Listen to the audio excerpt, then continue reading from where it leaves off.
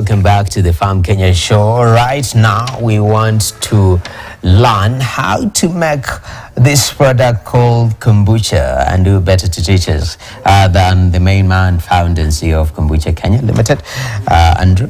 Thank you very much. So we have a lot of products here. I can see some sugar. I don't know what this is. This one looks like some herbs. You'll help us understand. Yeah. And there is a drainage down there with some tap. But for starters, what's the process? Where do we begin when you're trying to make kombucha? Okay, so I think I can start with the requirements for what kombucha needs. Okay. Since we need potable water. Okay. We need sugar. We need we need tea, and finally we need now the culture that ferments the tea into kombucha. Okay. Now the fermentation takes around 7 to 10 days depending on how cold or hot it is, but optimally it takes around 7 days. Okay. Yes. So what we will start by doing is by making some tea. Okay. So right here we these are not herbs. This is actually green tea. It's orthodox. There are so many grades of tea. Okay. This is known as orthodox. And now this is this flesh-looking chapati thingy here is known as the SCOBY. It's an acronym for Symbiotic Culture of Bacteria and Yeast. Okay. So it has yeast and bacteria living together in a symbiotic relationship. And now we will make the tea inside this jar. Okay. So we'll just put hot water here, and now we sweeten it. And then now after that we will transfer it to this container. Okay. Now this container will hold the tea, and now as the last step we will put the SCOBY with something else called as the starter liquid. Okay. Yes. All right. For the tea, you said it's a very specific type. Is there a range when it comes to the kind of tea that you use? You say this is orthodox? Yes. Yeah. Is there a range, or this is the quality that is recommended? As for quality, that depends on the user. Beauty lies on the eyes of the beholder. As for taste, I could say the same. We have different types or grades of tea, but I'm not really an expert on tea, but I know there is orthodox and another one called CTC. So this tea is what we are going to use. Okay. For today. All right. Yes. So you said we make hot water here. Do you have the hot water? Yes, we do. Okay. So let me just grab. We flasked it already. Yes, I've already flasked hot water. Okay. And I've already measured out the grams for the tea. So what I'll just do is pour the tea inside. How many grams is that? That's confidential. Okay. Okay. So I'll also weigh up some sugar. Okay. All right. So measurement seems to be very important. Yeah, measurements seem to be very important. There's a little bit of math that you do while making kombucha. Okay. Yes. Further down the line when making the fruits, we also use ratios. So you need to know how much of this you'll use. Okay. Yes. All right. So I see that. Sugar. Yes. Why is sugar included in this? Or because we are making tea? Now, that's a good question. Normally people say that they don't take sugar. And with kombucha, this sugar is food for the bacteria. This is what will be its food for the next 7 days as it now ferments. Sugar is it's something that gives the energy. It's something that will be used by the bacteria to break down. Okay. Yes. So this is feeding the bacteria. So we are feeding the bacteria with sugar and tea. Okay. Yes. Yeah, that's incredible. See, you've mentioned 7 days. Yes. That's the minimum amount that it takes to. Now, on the luckiest we've ever become is around 4 days. But actually, really, it depends with what tea you're making. For example, if you're making a herbal tea, let's say like hibiscus, that only takes 4 days. So it really depends on the nature of the ingredients that you're making. Okay. So 7 days is the usual waiting time. Okay. Yes. Oh, that's incredible. So we add the sugar, then we are adding now, after this, it's the hot water. After this, we add the hot water. I've measured out, we will be making 5 liters of green tea kombucha today. 5 liters? Yes, 5 liters. Okay. Sounds a lot? That sounds like a lot of tea, man.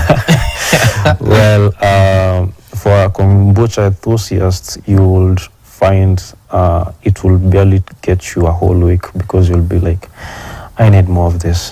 Yeah. I see that. And you can never have excess of kombucha? Well, normally, that's a good question you've brought about. For a first timer, we recommend that you start off with a glass a day. That's around 250 ml. And then as you get used to the foreign bacteria, that's when you can increase the quantity. So to about around the maximum that you can do is around a liter in a day. Yeah. All right. But everything needs to be done in moderation, of course. Yes. Definitely. So that's the tea. Some people reach this stage and they just change their mind, you know. They're like, kichungi iko wapi? and make tea. So you stir properly. So we stir so that the sugar can dissolve, and also sugar dissolves at higher temperatures. So unlike if you're trying to put sugar into a liquid when it's room temperature and it's cold, it's much more soluble when it is at higher temperatures. Okay. Yes. All right. That is well stirred. Yeah. So also at the same time, we are trying to cook the tea, for lack of a better word. Yeah. Okay. So the hot water is mixing up with the ingredient or the molecules in the tea. Yes. Wow, that's incredible. So this is green tea. Yes. Then now after that mixing. So after this mixing, what I would like to do is measure out 5 liter. No, so we have 1 liter of water here. Okay. So we will be mixing it up with 4 liters to total to 5 liters of this tea. So what I'll do, I have a 1 liter jug here that's sterilized. So I'll just put the thermos away for now. Okay. So this concentration of tea and sugar, this is a liter. Yes, this is a liter. So we're gonna add 4 more liters to this. Yeah, we're going to add 4 more liters to this inside this container. Oh, so you're not just using this as a... So this is just where I'm prepping the tea. Okay. After the tea is ready, since I'll have to filter out, I'm not going to put in the tea together with the loose tea.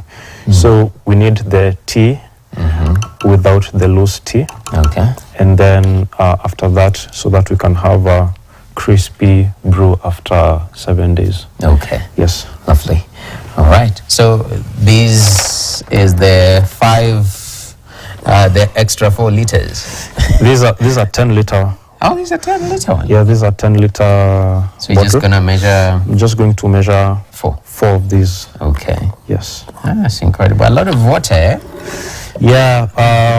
Water is usually very important while making kombucha because you need it to clean your utensils. You need it to make sure that your hands are clean. You need it to, you know, it has a lot of uses when making kombucha. Okay. So this is 1 liter. Okay. So you're adding to the jar. Yes, to the jar. Mm-hmm. Let me put this away since we're done with it. I'll just help you there. Yeah. Will you need this later? Yes, I'll need that later. So that's cool. All right, so that is a ratio of almost 4 to 1. Is it 5 to 1? You've said it's a lot of maths. Yeah. And that's the technicality that you're saying might be the danger of people making this at home by themselves. No, I'll be saying that people don't know math. But the technicality comes when handling the SCOBY. There are elements such as, there are risks such as yeast overgrowth. It's a complicated term, but it's a point where the yeast in the SCOBY outgrows the bacteria, or the bacteria outgrows the yeast. So that's one technicality. Another technicality is in the case of fungi or mold, which is now, that will mean that the brew has gone sideways and you cannot drink. Oh. Yeah. If you take that, what are the repercussions? Well, it's like taking something. It's like taking something that is not good for you. Anything that's not good for you is not good for you. Yeah, definitely. At your gut properly. Yes. This chapati looking like. Yeah, it's looking like a meat chapati. SCOBY. Yes, SCOBY. SCOBY. You said it stands for? Symbiotic culture, symbiotic colony of bacteria and yeast. Okay. And where do you get this? Is it made? Is it bought? Now, that brings up a very interesting conversation because it begs the question: what's the history of kombucha? So kombucha began. It's a very old tea, somewhere around 220 BC. 220 BC. Yes. So it began in China, and then it traveled all over the world, going to Russia, Japan, Korea, and so it is actually in Japan that it got the name kombucha. And kombucha, as you said it's a funny word, but it's the way it was coined. It was back in 220. It was back in 414 AD. We had this emperor in Japan called Enkyo. He had a stomach bug. Okay. So so since he had a stomach bug, he tried to look for help, and there was this physician in Japan called Kombu. Kombu was a physician. He came to Japan during that time to solve his gut problems. Okay. So he once the emperor got well, people started praising Kombu for the tea that made him well. Now, tea in Japanese is called cha, C-H-A. Oh. Yes. So that's kombucha now. Now Kombu's tea. Kombu's tea. Yeah. Exactly. And you've just what's happening here? Okay, good question. So what I'm trying to do, this is something we call a filter napkin. Okay. I'm trying to filter now this tea inside here. Okay. So normally for the tea to pass down very well, the filter napkin needs to be wet. Okay. Yes. So we wet the filter napkin. So we wet the filter napkin first, and then we now filter it out. So what I'll just need to do is place the filter napkin on top of the funnel. Okay. And the traditional kichungi Yes. as legends call it. Yes. That can't work in this context, and why not? Actually, we are going to use it right now. But that will be able to filter the visible, the big particles of tea. Yeah. But the smaller, minute particles, since we want the brew to be as clean as possible, we need to filter it a level lower. Okay. Yeah. So that is the napkin. Yes. That just gonna filter. Oh, then we add that. So it's 2 layers. Yeah, 2 layers. Wow, that's cool. That's cool. Yeah. So we are adding the liter of tea into 4 liters of water. Yes. That is, I see the color is coming. Yeah. The color is slowly coming. See that? I can imagine if you have this size of akichungi in your house, people will start judging you. Yeah. You'll be like, this is the tea master, All right. So there we have it. Yes. Well sieved. Yes. As you can see, there was still some tea that went through, but it cannot pass through this layer, through this filter napkin. Okay. Yes. So that's why we need it. Okay. Also, there are some undissolved particles in tea, so it cannot pass through this layer. Yeah. Is it a specific type of cloth? Because it just looks like a very normal napkin. True. Piece of material. True. Yeah, it's just a normal type of cloth. Okay. Some people, many in the community of homebrew, in the community of brewers, kombucha brewers, they use something called cheesecloth. Okay. But for me, I find it still quite, the holes are quite large. Okay. So this is much finer. Okay.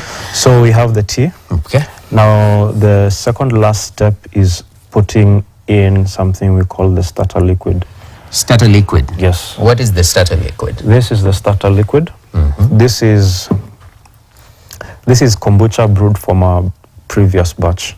So we need kombucha to make kombucha. Okay.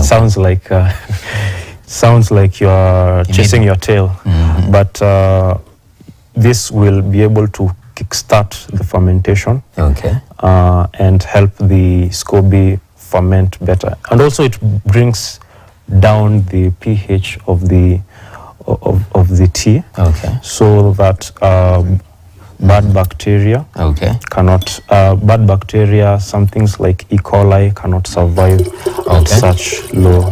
All right. So that's the starter liquid. We have around 2.5 minutes. Yes. You've added your starter liquid to kickstart. You call it the fermentation. Yes. Okay. After that, so the last step is to take the SCOBY, which also goes by many other names. Maybe people call it the mother. If you feel a little scientific, you can call it a pellicle or a biofilm. So you just place it on top like that. Okay. And then it will find its way to the top. Okay. So once you're done with that, you secure the brew with another filter napkin. Now this will be able to protect the brew from dirt or something called fruit flies. Okay. So we just secure it with a rubber band just like that. Okay. And now we wait for 7 days until now it will become this product. Now that will be the kombucha green tea. Yes. Okay.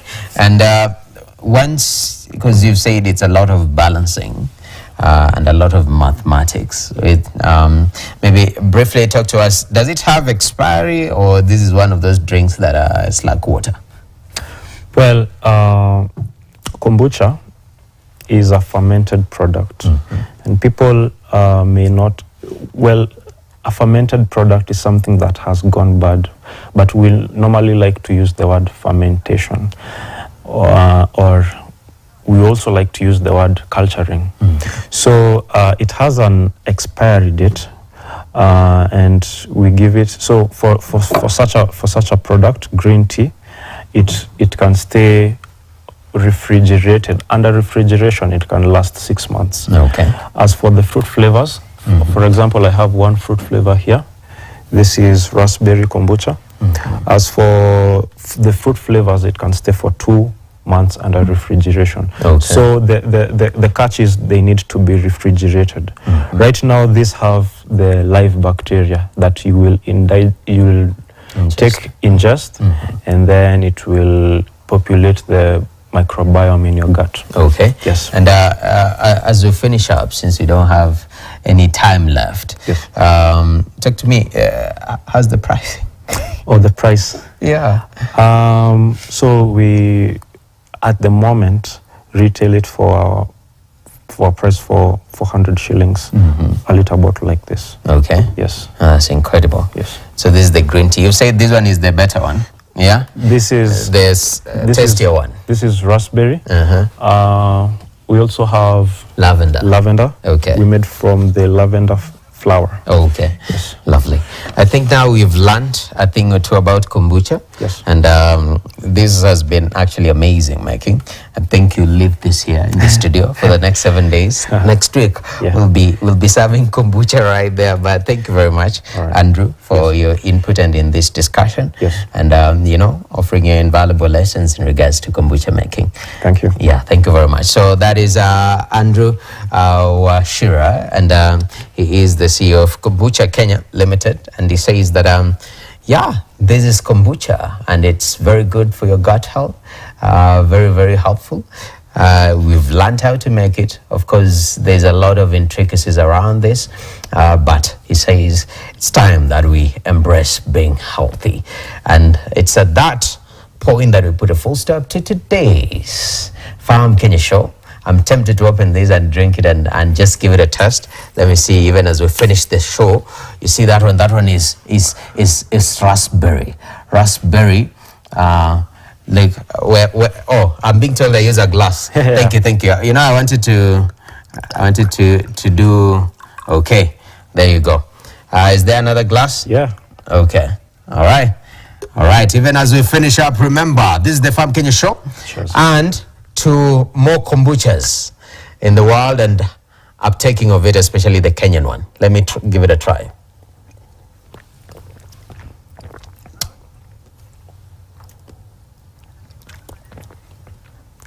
Kombucha is acquired taste, man. Yeah, but it's really nice. All right. Thank you very much.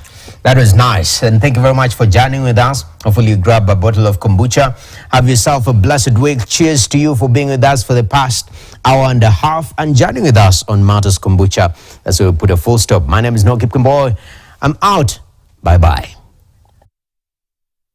Kuwa mkono ambao unalima ardhi, mlango wa mkulima, kuwa mshindi, kuwa na uhakika sasa, kuulea mustakabali wa baadaye. Tufanye kazi pamoja na